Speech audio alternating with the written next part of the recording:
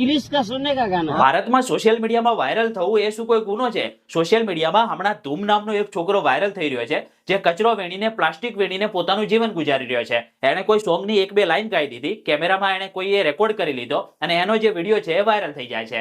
હવે લોકો હાથ પગ ધોઈને એની પાછળ પડી ગયા છે. આપણા ભારતના જે ક્રિએટરો છે તે લાઇક્સ, ફોલોવર, વ્યૂઝ વધારવા માટે વારંવાર એને એ સોંગ ગાવાનું કહે છે, ખોટી રીતે હેરાન કરે છે. જોકે એ છોકરાને તો આના વિશે કંઈ ખ્યાલ બી નથી, એને તો આવું ક્યારે જોયું બી નથી, કારણ કે એ તો ફક્ત કચરો વેણીને પોતાનું જીવન ગુજારે છે. એના મમ્મી પપ્પા પણ નથી. હવે આવા લોકોની મદદ કરવાને બદલે આપણા ભારતના જે ક્રિએટરો છે તે વ્યૂઝ, લાઇક, ફોલોવર વધારવા માટે એને ટોર્ચર કરી રહ્યા છે, ખોટી રીતે હેરાન કરી રહ્યા છીએ.